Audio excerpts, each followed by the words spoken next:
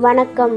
இந்த தொகுப்பில் நாம் நம்மை நாமளே எப்படி செல்ஃப் ஹிப்னாட்டிசம் செய்வது என்பதை பற்றி இந்த தொகுப்பில் பார்ப்போம். அன்றாடும் வேளையில் நமது உடலையும் மனமும் இறுக்கமான நிலையில் தள்ளப்படுகிறது. நம்மை நாமே நம் உடலையும் மனதையும் எப்படி தளர்த்தி கொள்வது என்று இந்த தொகுப்பில் பார்ப்போம்.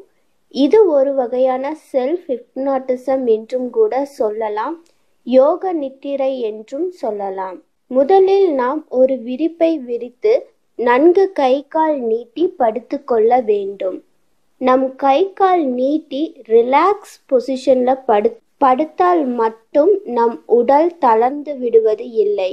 இப்போது நாம் நம் உடலில் உள்ள ஒவ்வொரு பகுதியையும் லேசாக உணர வைக்க வேண்டும். எப்படி என்றால், நம் உடலை நாம் காற்று போல் லேசாக உணர வைக்க வேண்டும். அதற்கு நாம் கால் பகுதியில் இருந்து தொடங்கி தலைப்பகுதி வரைக்கும் வர வேண்டும். கால் விரல்கள் மெல்ல அசைத்து ரிலாக்ஸ் ரிலாக்ஸ், தளர்ந்து விடு என்று சொல்ல வேண்டும். பின்பு பாதங்கள், பாதம் முட்டிகள், குதிங்கால் ரிலாக்ஸ் ரிலாக்ஸ் என்று மனதுக்குள்ளேயே நீங்கள் சொல்லிக்கொண்டு வர வேண்டும். இப்போது உங்களுக்கு அந்த பகுதிகள் லேசாகிவிடும். பின்பு கால், குதிங்கால், முட்டி, தொடை இந்த பகுதிகள் வரும்பொழுது 10 முறை ரிலாக்ஸ் என்று சொல்ல வேண்டும். அந்த பாகங்கள் மிகவும் லேசாகி விடுவது நம்மால் உணர முடியும். பின்பு இடுப்பு பகுதியையே தளர்ந்து விடும் என்று கூறியதும் நம் இடுப்புக்கு கீழே பகுதிகள் இல்லை என்றவாறு தோன்றும். அவ்வளவு லேசாகிவிடும்.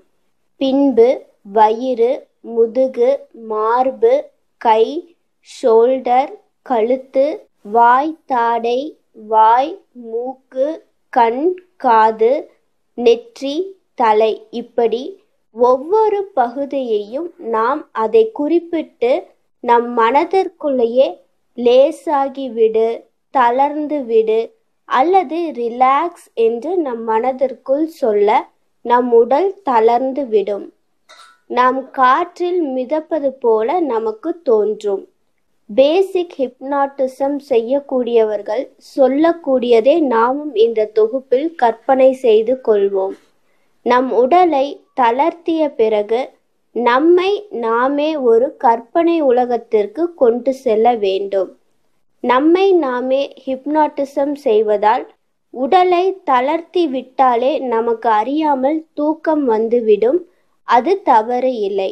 அப்படி தூங்கி விட்டவர்கள் மெதுவாக எழுந்து தங்கள் உள்ளங்கையை நன்கு தேய்த்து தலை முதல் பாதம் வரை தங்களை தாங்களே தடவி உணர்ந்து கொண்டு தங்கள் வேலையை பார்க்க செய்யலாம். இதற்கு அடுத்த நிலைதான் நம்மை உறங்காமல் நம்மை நாமே ஒரு கயிறு இல்லாத காற்று ஊஞ்சலில் நாம் ஆடுவது போல கற்பனை செய்து கொள்ள வேண்டும். அப்படி கற்பனை செய்யும் போதே நம் மனதில் ஒரு சந்தோஷம் உணர முடியும். அப்படி உங்கள் மனக்கண்களில் நீங்கள் அழகிய ஸ்டார்ஸ், நட்சத்திரங்கள், உங்களுக்கு கீழே பறவைகள், நதிகள், நீங்கள் இப்போது உள்ள கற்பனை உலகம் மிகவும் அழகாக இருக்கிறது என்று உருவகப்படுத்திக் கொள்ளுங்கள். பின்பு நமக்கு பிடித்தவர்களை அந்த உலகில் நாம் பார்ப்பது போலவும் கற்பனை செய்து கொள்ளலாம். முக்கியமாக நாம் இந்த நிலை வந்த பிறகு நமக்கு நாமே கமெண்ட்ஸ் கொடுத்து கொள்ள வேண்டும். எந்த மாதிரியான கமெண்ட்ஸ் கொடுத்து கொள்ளலாம் என்று பார்த்தால், ஸ்டூடெண்ட்ஸாக இருந்தால் நான் அதிகமான மதிப்பெண் பெற்றுவிட்டேன் என்று சொல்லலாம். வேலைக்கு செல்பவராக இருந்தால் இந்த மாதம் நான் அதிகமான வருமானம் பெற்றுள்ளேன். சொந்த பிசினஸ் செய்பவர்களாக இருந்தால் நான் புதிய லாபகரமான டீல், ப்ராஜெக்ட் கிடைத்துள்ளது என்று தங்களுக்கு தாங்களே கமெண்ட்ஸ் கொடுத்து கொள்ளலாம்.